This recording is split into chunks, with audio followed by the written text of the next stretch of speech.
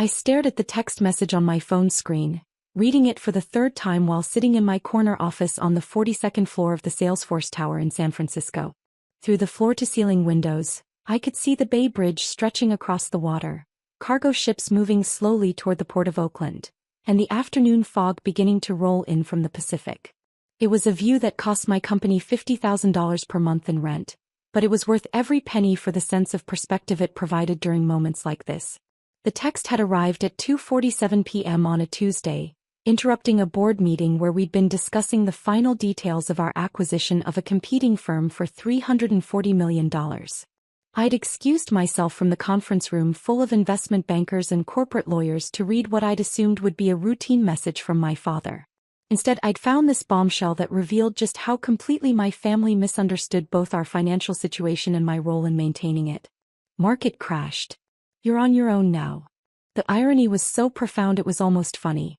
For the past 5 years, I had been secretly funding what my father believed was his carefully managed trust fund, watching him take credit for investment decisions I'd been making through intermediaries, listening to him lecture me about financial responsibility while I quietly prevented our family from falling into bankruptcy. I picked up my office phone and dialed the private number for Marcus Chin, my personal banker at Wells Fargo Private Wealth Management. Marcus had been handling my accounts for 3 years, ever since my company Avalon Digital had crossed the billion-dollar valuation threshold and I'd needed more sophisticated financial services. Elena, Marcus answered on the first ring, his voice carrying the polished professionalism that came with managing portfolios worth 9 figures. I saw the market volatility today. I hope you're not concerned about your positions. Your diversification strategy has protected you quite well. Actually, Marcus, I'm calling about a different matter, I said, settling back in my leather chair. I need you to send my father the complete account statements for the Vasquez Family Trust. The real statements, showing all contributions and their sources for the past 5 years. There was a brief pause as Marcus accessed the account information on his computer. Ah, you mean the statements showing that you've contributed $14.2 million over the past 5 years, representing 89% of the trust's current value? Exactly those statements. Elena, are you sure about this? You've been very specific about maintaining confidentiality regarding your contributions. This would reveal your involvement completely. I looked at my father's text message again, particularly the phrase "you're on your own now," and made my decision. I'm absolutely certain. Please send them today, along with a detailed breakdown of how the trust has been funded and managed. Of course, should I include the documentation showing that you've been the beneficial owner of the investment accounts that your father believes he's been managing? Include everything, Marcus. It's time for full transparency. After I hung up, I sat in my office for several minutes, considering the conversation that would inevitably follow.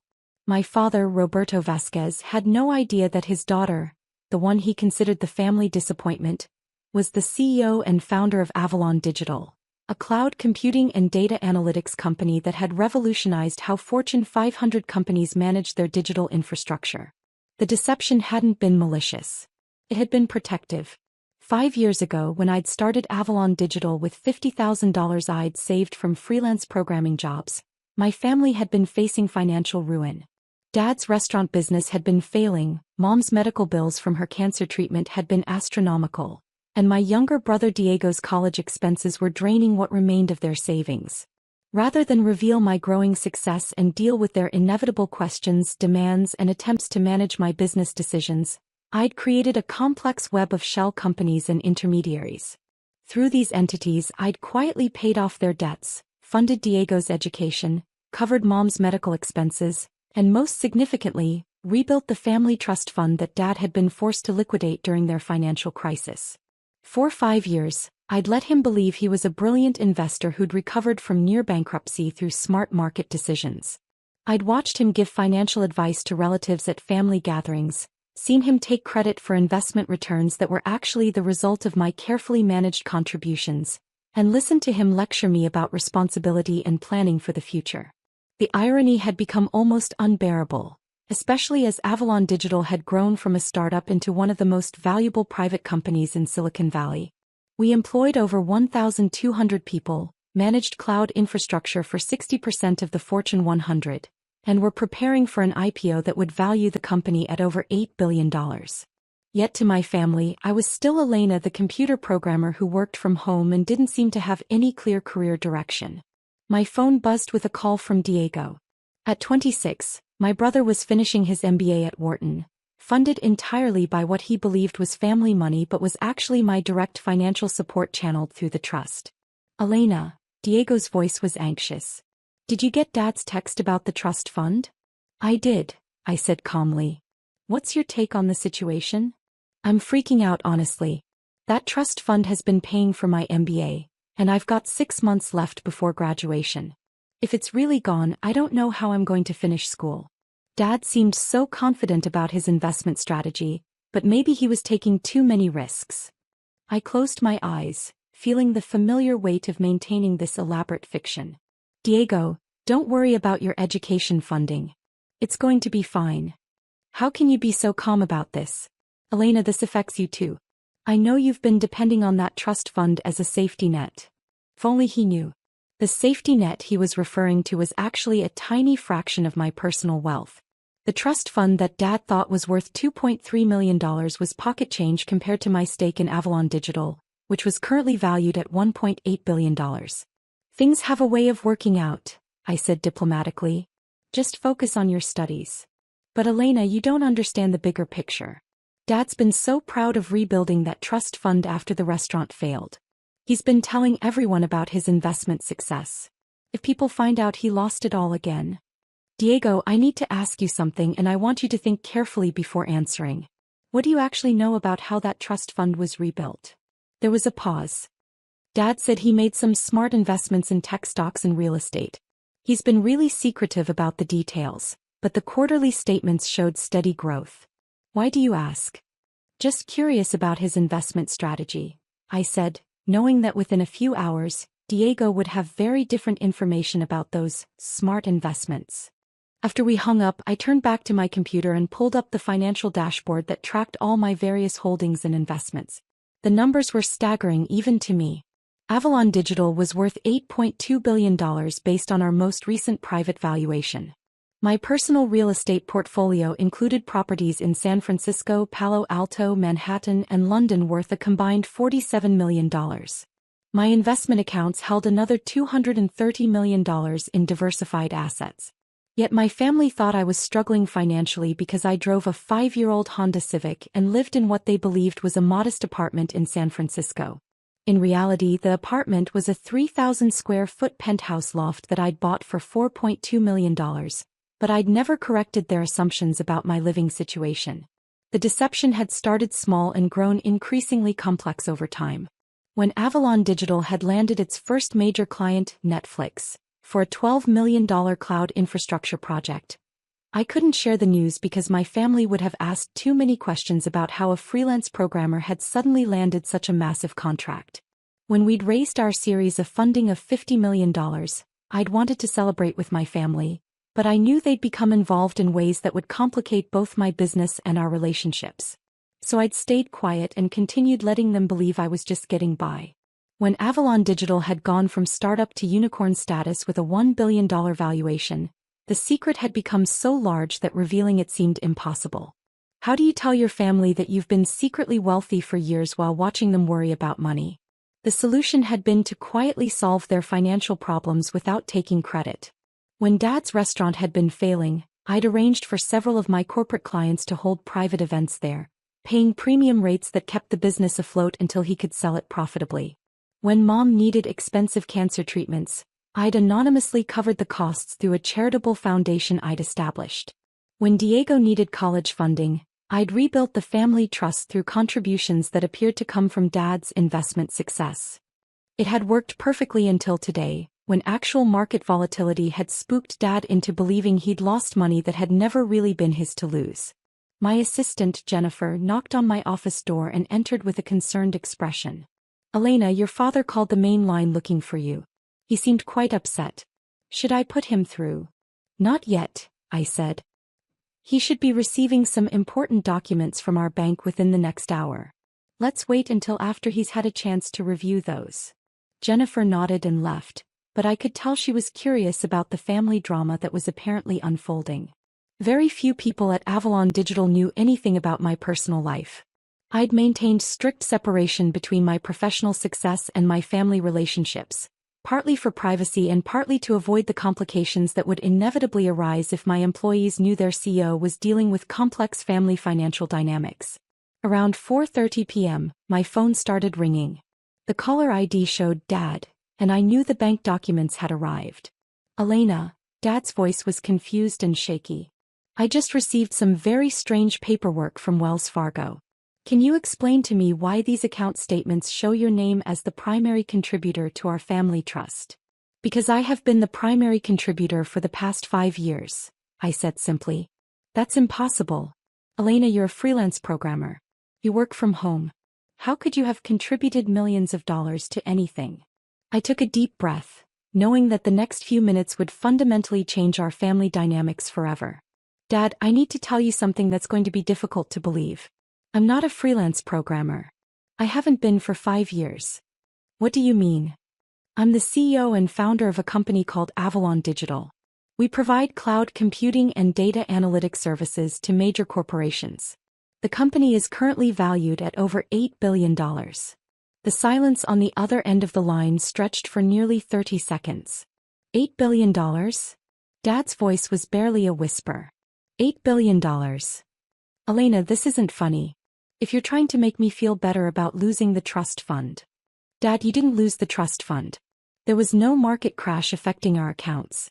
You received a standard volatility alert from your investment platform and panicked. The money is still there, plus the additional $400,000 I contributed last month. I could hear him shuffling through papers, presumably looking at the bank statements Marcus had sent. These documents show contributions from something called Avalon Holdings LLC, Dad said slowly. Are you telling me you own this company? Avalon Holdings is one of my investment entities. I've been funding the trust through various LLCs and intermediaries to maintain privacy. Privacy from what?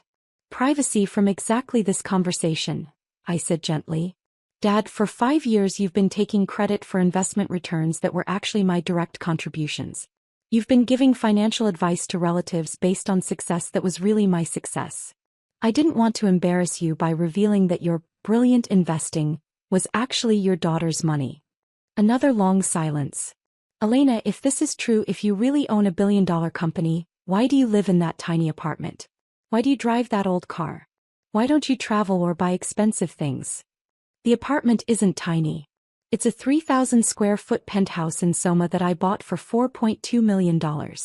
I drive the Honda because it's reliable and doesn't attract attention. And I do travel extensively, just for business. $4 million? Dad's voice cracked. Elena, none of this makes sense. When did this happen? How did this happen? It started 5 years ago when I founded Avalon Digital. We developed breakthrough technology for managing cloud infrastructure at scale. Our first major client was Netflix, then Google, then Amazon. The company grew rapidly and we raised increasingly large rounds of venture capital funding. I could hear Mom's voice in the background, asking Dad what was happening. Your mother wants to know what's going on, Dad said. Put me on speakerphone. Elena. Mom's voice came through clearly. Your father is saying impossible things about you owning a company worth billions of dollars. It's not impossible, Mom. It's true. I founded Avalon Digital 5 years ago, and it's become one of the most valuable private technology companies in the country. But honey, you work from home on your computer. You've never mentioned having employees or offices or clients. I have 1,200 employees across offices in San Francisco, Austin, Boston, and London. Our clients include most of the Fortune 100. We manage the cloud infrastructure that runs about 40% of the internet traffic in North America. This is insane, Diego's voice joined the conversation. Apparently he'd arrived at our parents' house. Elena, are you seriously telling us you've been secretly running $1 billion company for 5 years? $8.2 billion as of our most recent valuation, I corrected. And yes, I've been keeping it secret to protect both the business and our family relationships. But why? Mom asked, her voice filled with hurt. Why would you keep something so wonderful secret from us? I'd been dreading this question, but I knew I had to answer honestly. Because every time I've tried to share professional successes with this family, they've been minimized or dismissed. When I graduated summa cum laude from Stanford, Dad said it was nice but not practical. When I landed my first major consulting contract, you said it sounded temporary and unreliable. So I stopped sharing. But Elena, Diego said, we would have been proud of you. We would have celebrated your success. Would you have? Or would you have tried to manage my business decisions, questioned my strategies, and treated me like I was still a child who needed guidance? The phone went quiet as they considered this. You've been funding everything, Dad said slowly, understanding dawning in his voice. The trust fund, Diego's education, your mother's medical bills. Elena, how much money have you spent on this family? I pulled up the detailed spreadsheet I'd been maintaining. Including the trust fund contributions, medical expenses, education costs, and various other support, approximately $18.7 million over the past 5 years. $18 million, Mom whispered. And you never said anything, Diego added. You let us think Dad was this brilliant investor who'd recovered from bankruptcy through smart decisions. I let Dad maintain his dignity while ensuring our family was financially secure, I said. I thought it was the right approach. Elena, Dad's voice was thick with emotion, I feel like a fraud. I've been taking credit for your generosity for years. You're not a fraud, Dad. You made the best decisions you could with the information you had. I just made sure those decisions worked out better than they might have otherwise. My office phone rang and I saw it was Jennifer calling from the reception desk. Elena, I'm sorry to interrupt, but there are some reporters here from TechCrunch and the Wall Street Journal. They're asking about Avalon Digital's IPO timeline and want to schedule interviews with you. I muted my personal phone and spoke to Jennifer. Tell them I'll have a statement tomorrow. No interviews today. When I unmuted the call with my family, Mom was speaking. Don't understand why reporters would be calling about Elena's company. Because we're preparing to go public, I said. Avalon Digital will probably IPO within the next 6 months. The media has been speculating about our plans. Going public means selling stock to regular investors, Diego said, his MBA training kicking in. Elena, if the company is worth $8 billion and you're the founder. I own 22% of the company, I said.